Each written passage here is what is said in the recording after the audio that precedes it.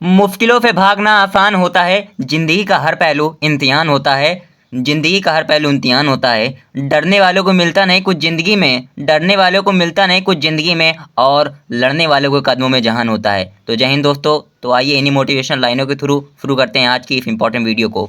और यह वीडियो मात्र 5 से 10 मिनट की होने वाली है, जो कि आपके एग्ज़ाम्स के पॉइंट ऑफ व्यू से, जो कि आपके आने वाले एग्ज़ाम्स के पॉइंट ऑफ व्यू से बहुत ही ज़्यादा इंपॉर्टेंट है। तो जहाँ तक मुझे लगता है कि आप अपने भविष्य के लिए 5 से 10 मिनट दे ही सकते हैं। तो आइए शुरू करते हैं इस वीडियो को। तो आज की इस वीडियो का पहला क्वेश्चन ये रहा हमारा कि नील नदी का उद्गम स्थल है। ऑप्शन ए कि डल झील, ऑप्शन बी है विक्टोरिया झील, ऑप्शन सी है पाम झील, ऑप्शन डी है इनमें से कोई नहीं। तो इसका राइट ऑप्शन जो है वो ऑप्शन बी है विक्टोरिया झील। नील नदी का उद्गम स्थल है विक्टोरिया झील। और यह क्वेश्चन आपके एग्जामिनेशन में ऐसे भी पूछा जा सकता है कि यह जो नील नदी है उसकी लंबाई कितनी है, या विश्व की सबसे लंबी नदी कौन सी है। तो उसका आंसर जो है वो नील नदी है, और इसकी लंबाई जो है 6650 किलोमीटर है। जी हाँ दोस्तों, 6650 किलोमीटर। और यह ऐसे भी पूछा जा सकता है कि यह नील नदी कहाँ पे है। तो यह नील नदी अफ्रीका महाद्वीप में स्थित है। और यह नील नदी कहाँ पर जाकर खत्म होती है, ऐसे भी पूछा जा सकता है। तो यह नील नदी जो है भूमध्य सागर में जाकर खत्म होती है, अर्थात वहाँ पर जाकर के मिलती हैं। और इस नील नदी का पुराना नाम क्या था, मतलब जो मिस्रवासी थे इसे क्या कहकर पुकारते थे। जो मिस्रवासी थे इसे अर और कह करके पुकारा करते थे। और जो मिस्र का सबसे बड़ा बांध सबसे प्रसिद्ध बांध असवान बांध है, वो कहाँ पर बना हुआ है। तो नील नदी के तट पर ही बना हुआ है। ऐसे भी पूछा जा सकता है। तो आइए अपने नेक्स्ट क्वेश्चन की ओर आगे बढ़ते हैं। तो हमारा नेक्स्ट क्वेश्चन ये रहा कि एशिया का प्रकाश किसे कहा जाता है। एशिया का प्रकाश किसे कहा जाता है। ऑप्शन ए है गौतम बुद्ध, ऑप्शन बी है बी.आर. अम्बेडकर, ऑप्शन सी है गांधी जी, ऑप्शन डी है बी और सी दोनों को। तो एशिया का प्रकाश हमारा राइट ऑप्शन जो है वो ऑप्शन ए गौतम बुद्ध को कहा जाता है। तो आइए अपने नेक्स्ट क्वेश्चन की ओर आगे बढ़ते हैं। हमारा अगला क्वेश्चन रहा कि रॉलेट एक्ट क्या था। जी हाँ दोस्तों, रॉलेट एक्ट क्या। तो पहला ऑप्शन है कि प्रेस पर प्रतिबंध संबंधित कानून, और बी है कि राजनीतिक कैदियों को 2 साल तक बिना मुकदमा चलाए जेल में बंद रखने से संबंधित कानून, और ऑप्शन सी है दहेज विरोधी कानून, ऑप्शन डी हथियारों के लाइसेंस से संबंधित कानून। तो इसका राइट आंसर जो है वो है ऑप्शन बी, राजनीतिक कैदियों को 2 साल तक बिना मुकदमा चलाए जेल में बंद रखने का कानून। ठीक है दोस्तों, इसका राइट आंसर ये है। और ये एग्जाम के पॉइंट ऑफ व्यू से स्टार क्वेश्चन, बहुत ही ज़्यादा इंपॉर्टेंट क्वेश्चन है। ये आ सकता है आपके एग्जामिनेशन में। और यह क्वेश्चन आपके एग्जामिनेशन में ऐसे पूछ सकता है कि यह रॉलेट एक्ट किस सन में पारित हुआ था। तो 8 मार्च सन 1919 को रॉलेट एक्ट पारित हुआ था। ठीक है दोस्तों। और ऐसे भी पूछा जा सकता है कि रॉलेट एक्ट का नाम रॉलेट एक्ट क्यों पड़ा। तो जो रॉलेट एक्ट था इसको बनाने वाले समिति के अध्यक्ष का नाम था सिडनी रॉलेट, तो उनके नाम पर इसका पड़ा है रॉलेट एक्ट। और ये किस विश्व युद्ध के समय लागू किया गया था। प्रथम विश्व युद्ध के समय बना हुआ था। ठीक है दोस्तों। और इसे ऐसे भी पूछा जा सकता है कि काला कानून निम्नलिखित में से किसे कहते हैं। तो काला कानून जो था वो इस रॉलेट एक्ट को ही कहते हैं। तो और इसे काला कानून किसने कहा था, काला कानून ब्लैक एक्ट किसने कहा था। तो महात्मा गांधी जी ने इस कानून को ही काला कानून कहा था। तो आइए नेक्स्ट क्वेश्चन की ओर बढ़ते हैं। हमारा चौथा क्वेश्चन रहा कि विश्व व्यापार संगठन की स्थापना कहाँ हुई थी। तो विश्व व्यापार संगठन की स्थापना कहाँ पर हुई थी। Option a New York, option b Washington, option c Geneva, option D है ऑस्ट्रिया। तो इसका राइट आंसर जो है वो है जिनेवा। जिनेवा में विश्व व्यापार संगठन की स्थापना हुई थी। WTO वर्ल्ड ट्रेड ऑर्गेनाइजेशन की स्थापना हुई थी। राइट ऑप्शन है जिनेवा। तो जिनेवा पे ऐसे टिक कर देते हैं हम। और ये क्वेश्चन आपके एग्जामिनेशन में ऐसे पूछा जा सकता है कि वर्ल्ड ट्रेड ऑर्गेनाइजेशन यानी कि विश्व व्यापार संगठन की स्थापना किस वर्ष में हुई थी। तो सन 1995 ईस्वी में। कितने में, सन 1995 ईस्वी में क्या हुई थी, वर्ल्ड ट्रेड ऑर्गेनाइजेशन की स्थापना हुई थी।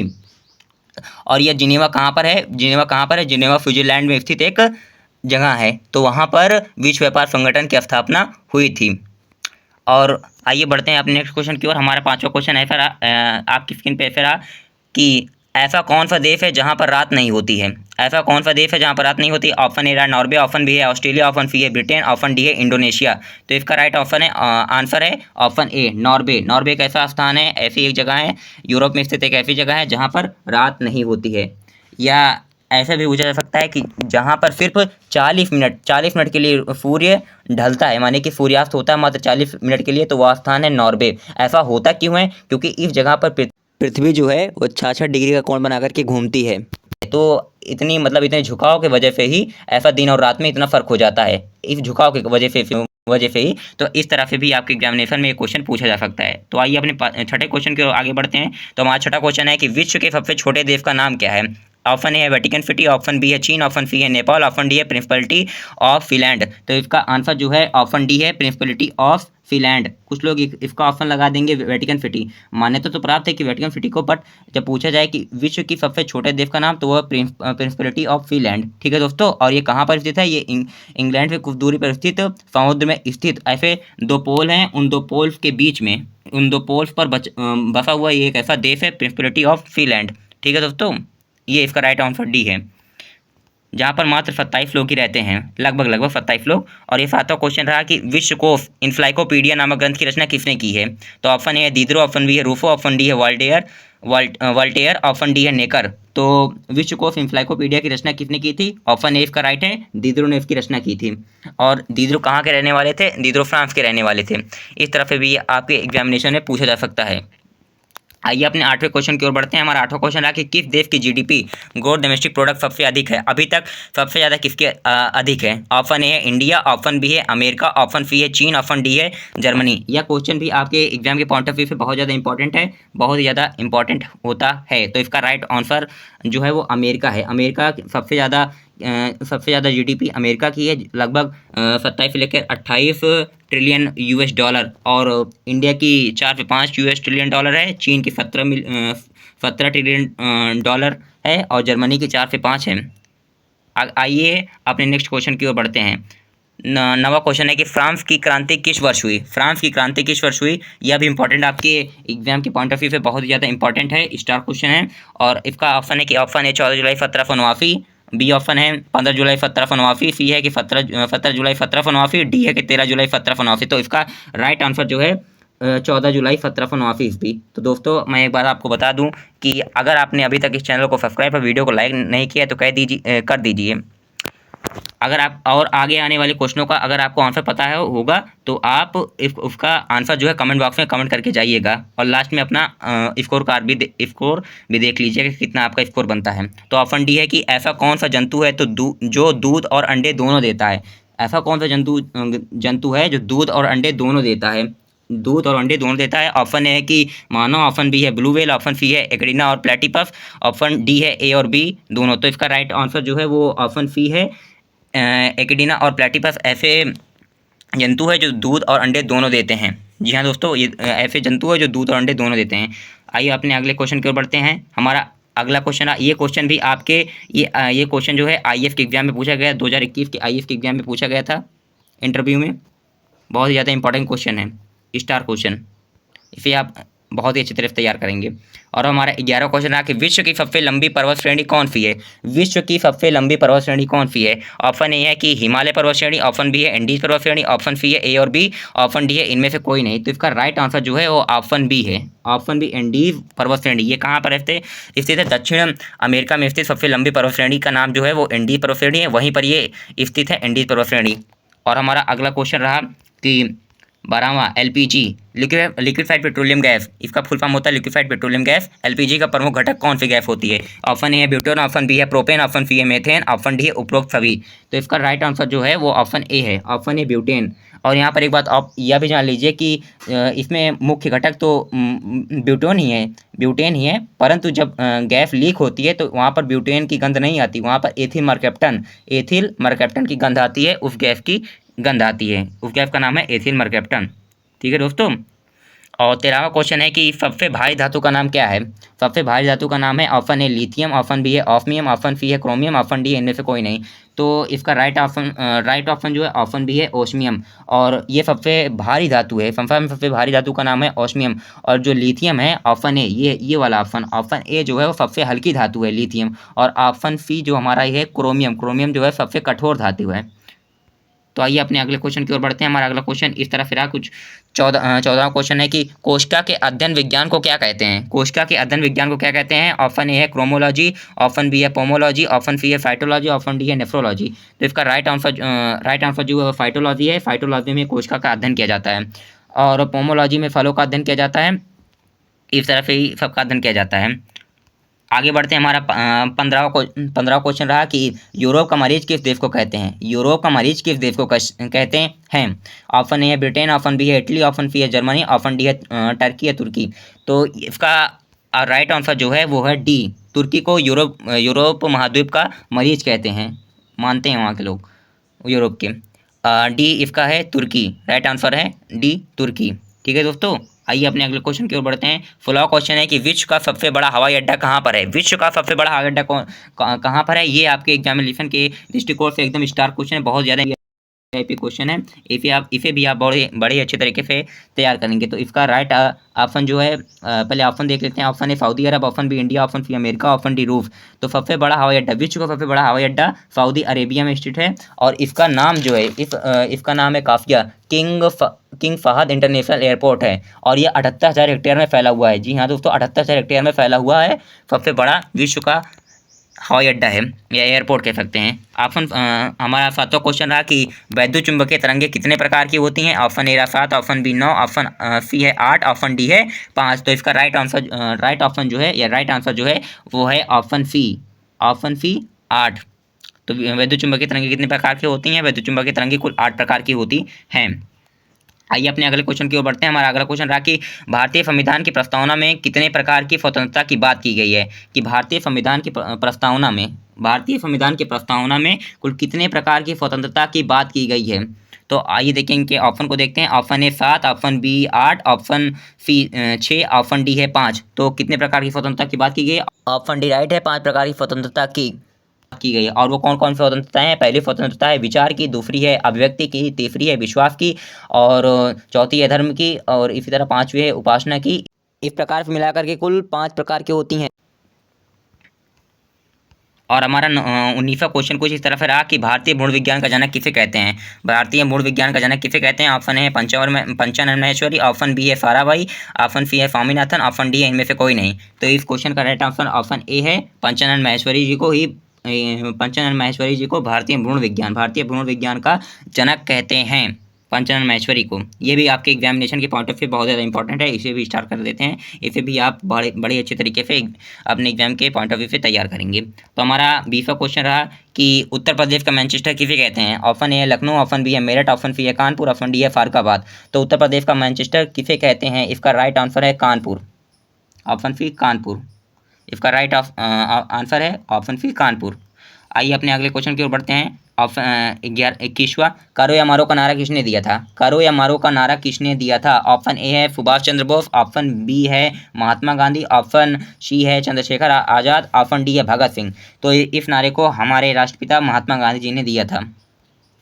आइए अपने अगले क्वेश्चन की ओर बढ़ते हैं। हमारा अगला क्वेश्चन है 22वां, वायुमंडलीय दाब किस यंत्र से नापते हैं, या किस यंत्र से मापा जाता है? तो पहला ऑप्शन है बैरोमीटर, ऑप्शन बी है ऑडियोमीटर, ऑप्शन सी है ए और बी दोनों, ऑप्शन डी है इनमें से कोई नहीं। तो इसका राइट आंसर जो है वो ऑप्शन ए है, बैरोमीटर की सहायता से हम लोग क्या करते हैं? वायुमंडलीय दाब नापते हैं बैरोमीटर से। इसका निर्माण किसने किया था? टॉर्फेली ने किया था। अब आइए अपने अगले क्वेश्चन की ओर बढ़ते हैं। चिपको आंदोलन संबंधित है, क्वेश्चन नंबर 23, चिपको आंदोलन किससे संबंधित है? ऑप्शन ए है मृदा संरक्षण, ऑप्शन बी है जल संरक्षण, ऑप्शन सी है वन संरक्षण, ऑप्शन डी है वायु संरक्षण। यह भी क्वेश्चन जो है आपके एग्जाम के पॉइंट ऑफ व्यू से बहुत ज़्यादा इंपॉर्टेंट है, ये 20 स्टार के श्रेणी में चला जाता है। तो इसका राइट आंसर जी है ऑप्शन सी वन संरक्षण। यहाँ पर आप जान लीजिए कि जब लोग पेड़ को काटने जाते थे तो उत्तराखंड में एक जगह थी जहाँ पर कुछ लोग, या उस गांव के कुछ लोग पेड़ों पे जाकर के चिपक जाते थे और लोगों को पेड़ नहीं काटने देते थे। तो इसी की वजह से इसका नाम पड़ गया चिपको आंदोलन। इसका नाम तभी पड़ गया है चिपको आंदोलन। ऑप्शन हमारा क्वेश्चन 24वां रहा कि भारतीय रेल परिवहन को कुल कितने रेल प्रखंडों में बांटा गया है? कुल कितने रेल प्रखंडों में बांटा गया है? तो इसका ऑप्शन ए है 9 रेल प्रखंडों में, ऑप्शन बी है 7 रेल प्रखंडों में, ऑप्शन सी है 8 रेल प्रखंडों में, और डी है 16 रेल प्रखंडों में। तो इसका राइट ऑप्शन या राइट आंसर जो है वो ऑप्शन डी है, 16 रेल प्रखंडों में भारतीय रेल परिवहन को बांटा गया है।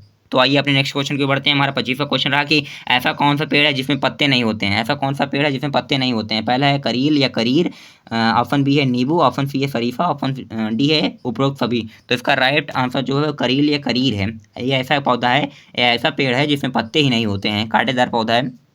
आइए बढ़ते हैं अपने नेक्स्ट क्वेश्चन की ओर। हमारा 26वां क्वेश्चन है कि एल्युमिनियम उत्पादन करने में भारत का कौन सा स्थान है? एल्युमिनियम उत्पादन करने में भारत का कौन सा स्थान है? पहला ऑप्शन है कि पहला, ऑप्शन बी है दूसरा, ऑप्शन सी है 8वां, इनमें से कोई नहीं। तो इसका राइट आंसर एल्युमिनियम उत्पादन करने में भारत का स्थान 8वां स्थान है। आइए अपने नेक्स्ट क्वेश्चन की आगे बढ़ते हैं। हमारा नेक्स्ट क्वेश्चन रहा कि भारत के उपराष्ट्रपति का शासनकाल कितने वर्षों का होता है? तो कितने वर्षों का होता है? 5 वर्षों का होता है। इसका राइट आंसर यही है, 5। ऑप्शन बी था 6, ऑप्शन सी था 7, ऑप्शन डी है 4। तो इसका राइट आंसर है 5। आइए अपने नेक्स्ट क्वेश्चन की ओर आगे बढ़ते हैं। हमारा 28वां क्वेश्चन है कि कार्बन के किन्हीं दो प्रारूपों का नाम बताइए। कार्बन के किन्हीं दो प्रारूपों का नाम बताइए। ऑप्शन ए है सोना, ऑप्शन बी है हीरा, ऑप्शन सी है ग्रेफाइट, ऑप्शन डी है बी और सी दोनों। तो इसका राइट आंसर जो है वो है ऑप्शन डी, बी और सी दोनों। तो हीरा और ग्रेफाइट जो है कार्बन के दो अपर रूप हैं। इसका राइट आंसर है बी और सी दोनों ही। आइए अपने अगले क्वेश्चन की ओर बढ़ते हैं। हमारा अगला क्वेश्चन है कि 29वां क्वेश्चन है, भारत आने वाले पहले अंग्रेजी जहाज का नाम क्या था? भारत आने वाले पहले अंग्रेजी जहाज का नाम क्या था? रेड ड्रैगन ऑप्शन ए है, ऑप्शन बी है ब्लू फिश, ऑप्शन सी है ब्लैक फिश, ऑप्शन डी है इनमें से कोई नहीं। तो आंसर, इसका राइट आंसर जो है वो है रेड ड्रैगन। इसका रेड ड्रैगन जो था भारत आने वाला पहला अंग्रेजी जहाज था। तो आइए अपने अगले क्वेश्चन की ओर बढ़ते हैं। हमारा अगला क्वेश्चन कुछ इस तरह रहा। ऑप्शन क्वेश्चन नंबर 30, भारतीय रिजर्व बैंक की स्थापना किस वर्ष की गई? भारतीय रिजर्व बैंक की स्थापना किस वर्ष की गई थी? तो इसका राइट आंसर आप बताएंगे कमेंट बॉक्स में कमेंट करके। तो हम यहाँ पर बता देते, पहले ऑप्शन पढ़ते हैं इसका। 1 जुलाई 1955, और ऑप्शन बी है 1 अप्रैल 1935, और ऑप्शन सी है 2 अक्टूबर 1975, और ऑप्शन डी है 3 सितंबर सन 1900। तो इसका राइट आंसर जो है वो 1 अप्रैल 1935 है। 1 अप्रैल 1935 ऑप्शन बी है। यहाँ पर फिर टिक कर देते हैं हम लोग। आइए फिर इसके बाद अपने अगले क्वेश्चन की ओर बढ़ते हैं। हमारा हमारा अगला क्वेश्चन है 31वां की सूर्य की उम्र कितने वर्ष है? पहला ऑप्शन है 3 बिलियन वर्ष, दूसरा ऑप्शन है 4 बिलियन वर्ष, तीसरा ऑप्शन है 5 बिलियन वर्ष, और चौथा ऑप्शन है यानी कि डी वाला वो है 7 बिलियन वर्ष। तो इसका राइट आंसर जो है 5 बिलियन वर्ष है। कितने बिलियन वर्ष है? 5 बिलियन वर्ष पुराना हो चुका हमारा सूर्य, इतना उम्र हो चुकी है सूर्य की। आइए हम अगले क्वेश्चन की ओर बढ़ते हैं। हमारा अगला क्वेश्चन है कि प्रोटीन शब्द का प्रयोग सबसे पहले किसने किया था? प्रोटीन शब्द का प्रयोग सबसे पहले किस वैज्ञानिक ने किया था? उसका नाम हमें बताना है। ऑप्शन ए है फेडरिक ने, ऑप्शन बी है हैक्सले ने, ऑप्शन सी है रॉबर्ट हुक ने, ऑप्शन डी है जे बर्जिलियफ ने। तो इसका ऑप्शन डी जो है राइट आंसर है। इसका राइट आंसर है डी बर्जिलियफ। डी बर्जिलियफ जी ने प्रोटीन शब्द का प्रयोग किया था, सबसे पहले किया था इन्होंने।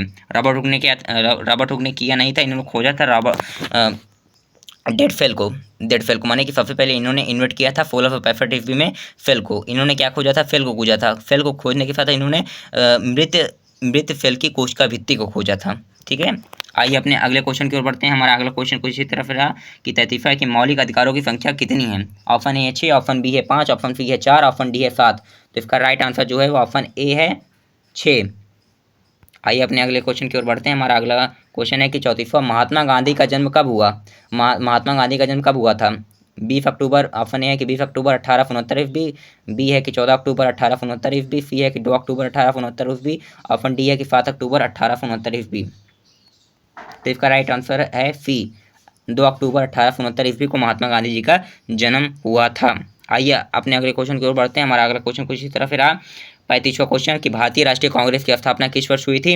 हमें बताना है भारतीय राष्ट्रीय कांग्रेस की स्थापना किस वर्ष हुई थी। तो ये बता दूं कि सबसे पहली पार्टी, भारत की सबसे पहली पार्टी और सबसे पुरानी पार्टी है जो अंग्रेजों के शासनकाल से चली आ रही है। तो पहला ऑप्शन है कि 1885 ईस्वी, ऑप्शन बी है कि 1854 ईस्वी, ऑप्शन सी 1857 ईस्वी, और ऑप्शन डी 1919 ईस्वी। तो इस क्वेश्चन का राइट आंसर है ऑप्शन ए, यानी कि राइट आंसर जो है वो भी ए ही है। 1885 ईस्वी में ए हुम जो थे आईआरएफ ऑफिसर थे जिन्होंने भारतीय राष्ट्रीय कांग्रेस की स्थापना की थी।